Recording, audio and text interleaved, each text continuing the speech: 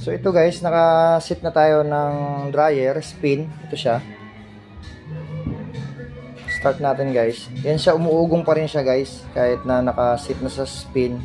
Sa wash, umuugong pa rin. So ilan na yung gumawa nito. Sabi, ang sira daw is kapasitor. Ito siya guys. So tinest ko yung kapasitor, okay naman siya. Yan guys, yan, umuugong na siya. Yan. So papakita ko sa inyo guys paano to solusyonan yung washing na to para makita nyo, para malaman natin kung motor ba ang sira or kapasitor. So dito, punta tayo sa likod. Ito guys, binuksan ko na, tinanggal ko na yung mga wirings nya. Hindi ko na to pinakita guys kasi mabilisan lang to na vlog para ma-share ko lang sa inyo.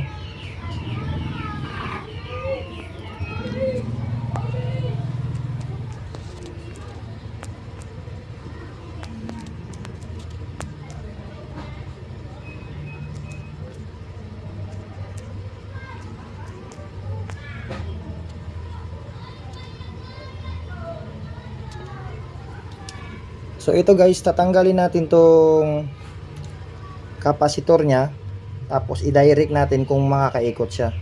So yung kapasitor nya nandyan lang sa loob. So siya, kita ko muna sa inyo guys, baka may magtanong, wala namang kapasitor. Yan siya guys, mayroon siya, yan o. So tinanggal ko tong kapasitor. Tanggalin natin to para makita nyo kung ano talaga sira, kasi para malaman natin kung kapasitor nga talaga yung sira.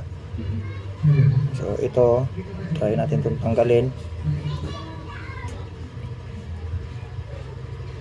Papalitan natin to guys ng panibagong kapasitor.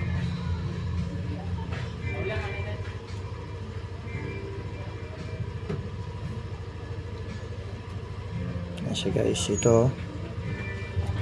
And then itong dilaw, color coding naman to guys. Pagka tatanggalin nyo to, sundan nyo lang tong mga wires na to.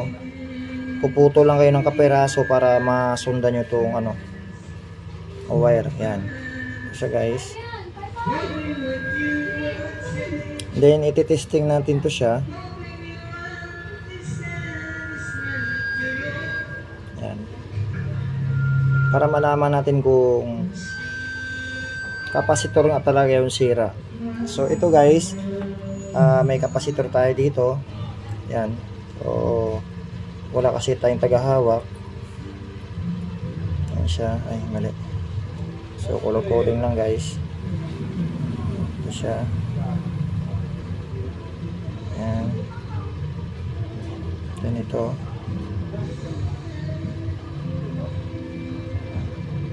Testing natin to. Yan. Tapos kailangan guys, mayroon kayong isang saksakan para matesting nyo talaga na alin ang sira dito, sa motor ba or sa kapasitor. So ito, ilagay natin itong isa sa line 1. Ito line 1 guys. Tapos ito dito sa line 2. So ingat lang kayo guys kasi medyo masilan to na to. Sige kuya. Testing natin yan. Papakita ko rin sa inyo guys na ang sira nito is yung makina talaga. Sira na yung bearing niyan, kaya umuugong na lang siya. So ganun mag-check sa isang washing kung nagpalit na ng kapasitor tapos ganun pa rin. Dula na kayo na doon na sa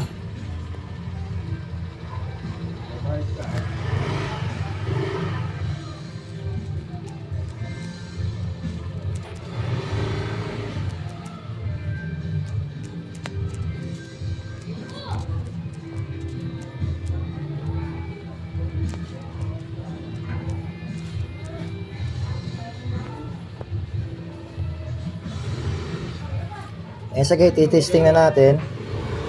So ito, wag niyo tong pagdikitin kasi line 1 line 2 to guys. Mabilis lang naman to na na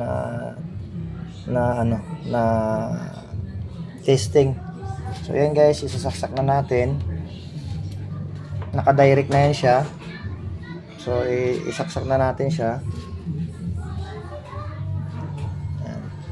Pero sa mga baguhan dyan, kailangan lagyan nyo muna to ng tape para hindi kayo makuryente.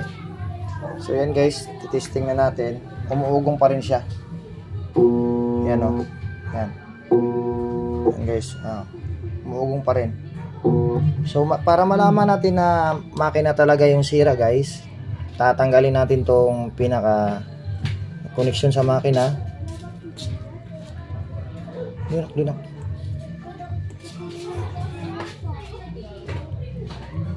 Yan. Then kukuha tayo ng panibagong makina guys. Ito may makina tayo na pampalit. So sa sunod ko na vlog guys, papakita natin paano mag-repair nitong makina na to. So sa ngayon, ito muna yung papakita ko para kung ayaw nyong mag-repair ng motor, kung gusto nyong palitan na lang ng bago, pwede naman. So papakita ko sa inyo guys para malaman nyo na sira talaga yung motor na yon. Hindi naman siya totally sira. Bearing lang ang papalitan dyan guys. So next video ko, next vlog, gagawa ako ng vlog para pakita ko sa inyo paano mag-repair ng makina na tulad nito. So ito guys. Ayan, tsaga lang talaga, isang kamay lang kasi wala talaga akong tagahawak.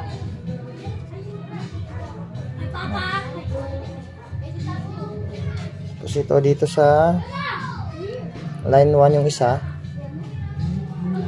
then dito naman sa line 2 yung isang paa sa isang makina. Guys, yan. Yan siya. Hindi yan siya guys nakasaksak ha. Kailangan hindi nakasaksak. So isasaksak na natin. Wala talaga tayong tagahawak. So paikot lang saglit. So ito guys, sasaksak ko na. Yan. Yan siya, nakakunik na. So siguraduhin nyo guys, hindi magkadikit yung dalawa na yan. Ito. Line 1, line 2. Yan. So isasaksak ko, papaikutin ko tong makina para malaman natin na yun talaga yung sira ang pinakamakina niya. Yan guys, oh. Yan guys, yan. Kita nyo, umiikot. Yan. Hindi ko kasi makuha na ng maayos na video guys kasi wala talaga akong taga-hawak ngayon.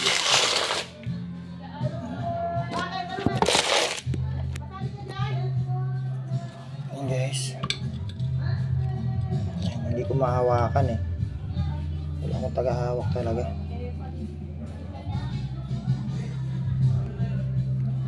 Yan.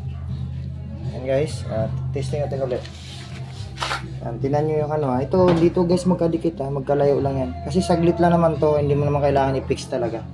Paikutin lang natin saglit. Yan kita ko lang.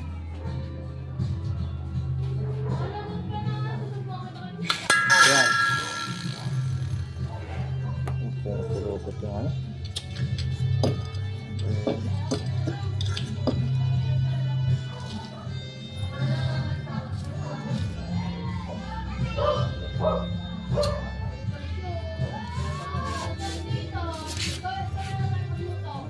talagang tagahawak guys. Naiikot yung makina.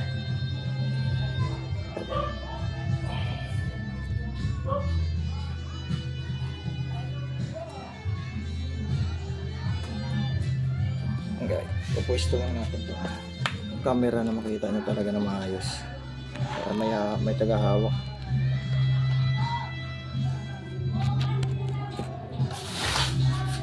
Ay, medyo magulo tong shop.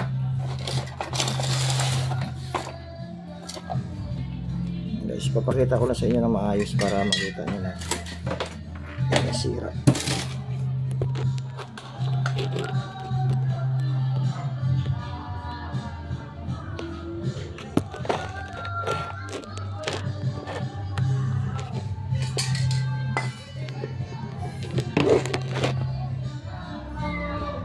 Yan guys, yan. Nakapwesto na. So ito, hahawakan natin. Ulitin natin yung video guys kasi baka may mag-comments na ano, delikado yung ginawa ko. Baka kasi ano kayo? Ano disgrasya? Bakla ako dito. Bakla ako dito. Bakla ako dito. Ano yung talaga sa bakla ako dito. Ito guys, hahawakan ko. Isasaksak natin. Yan guys, yan.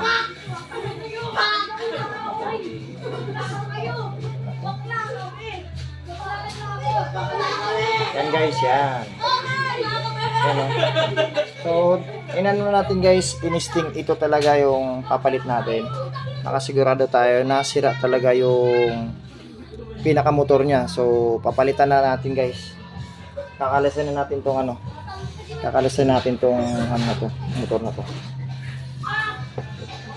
So, 100% guys na makina yung sira. So, babalikan ko kayo guys. Kakalasin mo natin yung motor. Kasi wala talaga tayong tagahawak ngayon. Kaya natin. Para makita nyo lang.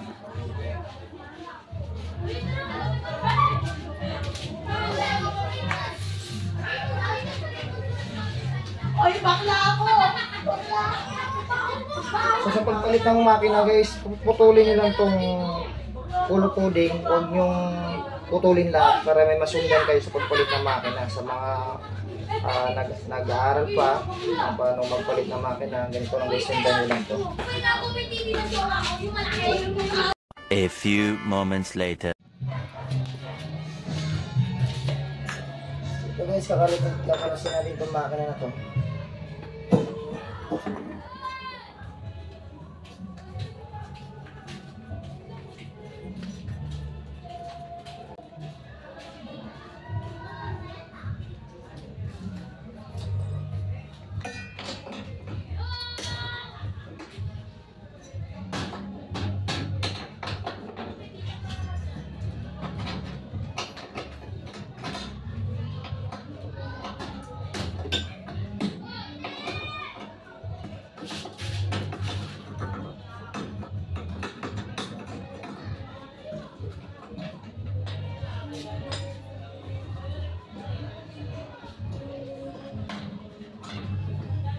Ito guys, meron siyang alambre na nakatali.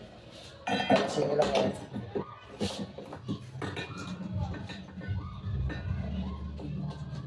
Then gamit tayo guys ng ano, 13. Sina yun. Mga rings.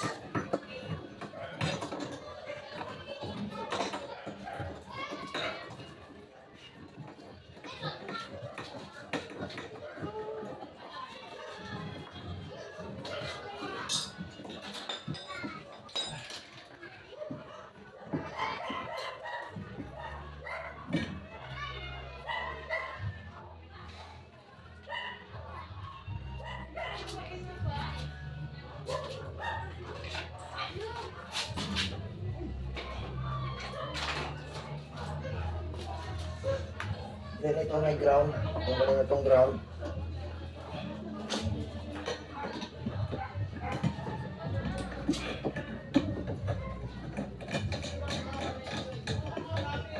Kung hindi nyo tumatanggal guys, kahit patuloy nyo na, ground lang naman ito sa makina.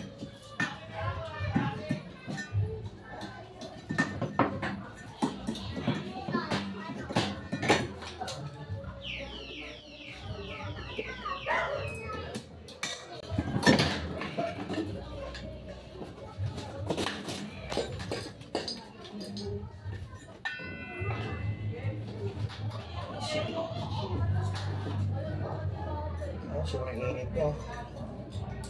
Nag-overheat yung makina. Ay guys, ito pala, sunog na siya. Yan o. Yan o. Nangingitim na pala. Sunog na pala yung makina. Wala na pala to guys. Pwede naman siya palitan ng winding sa loob. Ito siya, pwede natin salpakan to ng windings. Yan. So ito sunog na talaga. Yan pala, hindi niya napaikot.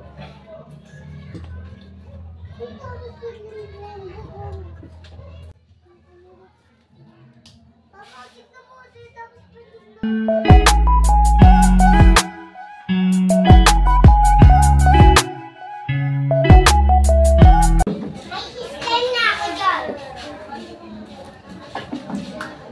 guys, tapos ikabit na natin itong belt. Pagkatapos siya ikabit yung belt, adjust niya siyempre para sumikip. Tulak mo lang dito loob.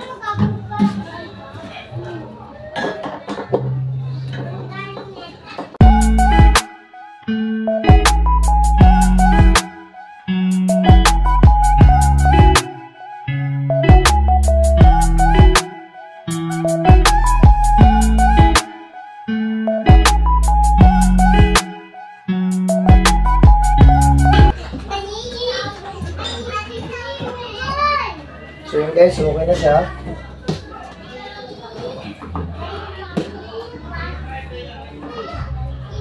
Then, balik natin itong ground. So,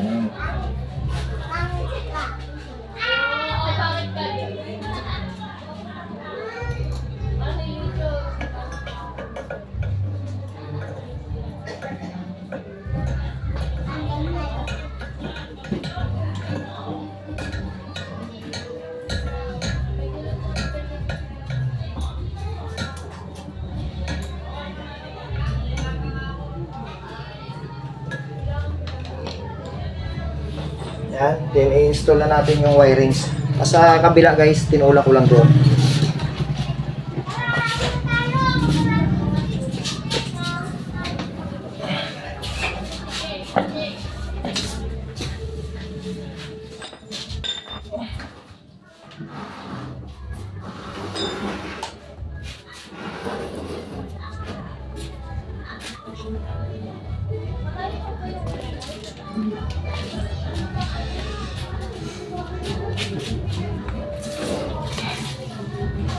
Dito na guys yung yung wire nakalabas na.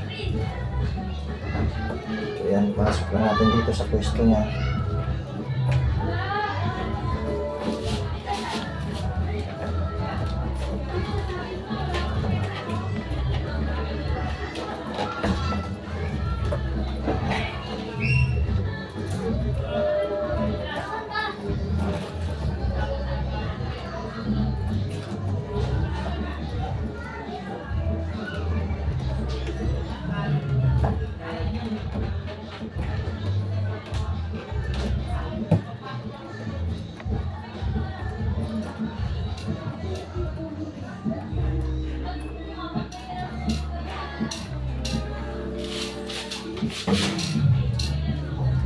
So yan guys, tulad ng sinabi ko guys, color coding yan siya. Itong blue, sa blue, ito siya. Yan.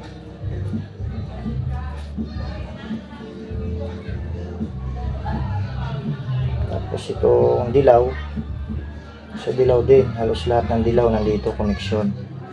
Capacitor, sa makina, saka sa control sa board, sa taas. So guys, kita ba? Ay.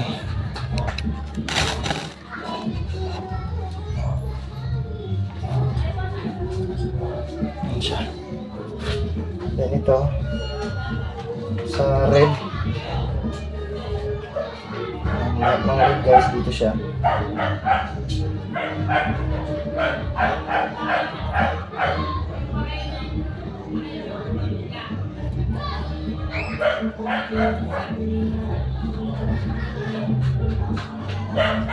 Yan siya. So yan guys, kailangan hindi magkadikit ha. Ipipix na natin to guys kung umikot na yung washing, kung okay na yung makina niya. So tara, lipat tayo sa taas. Ito lang.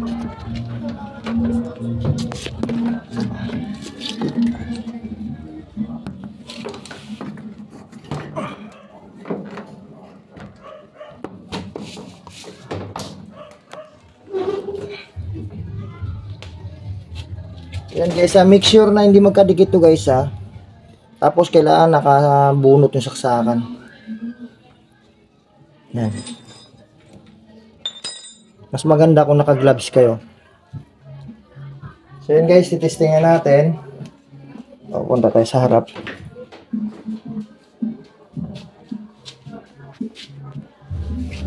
So guys, okay, testing.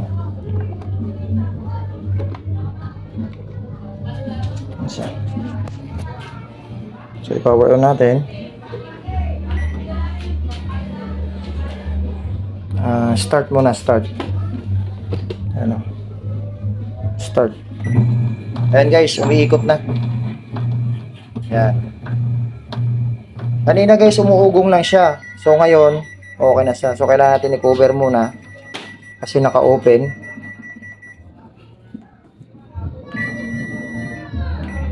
Yan. Then spin. Set. Then start.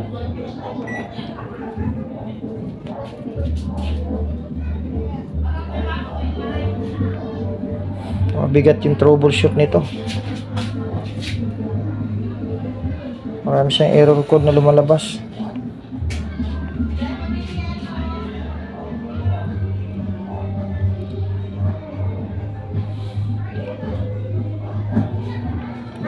Yan guys, nagda-dryer na siya.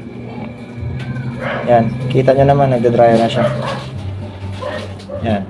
So yung pagbalik ko ng wirings guys, hindi ko na ipapakita sa inyo kasi madali lang naman yun. Tulad ng sinabi ko, sundan nyo lang yung wire na color coding para maibalik nyo ng tama. So maraming salamat guys sa inyong panonood at sa mga solid ko na supporters. Maraming salamat. At kung may comment kayo, comment below at sasagutin natin yan yung mga katanungan nyo. So see you next video guys. Bye bye. God bless.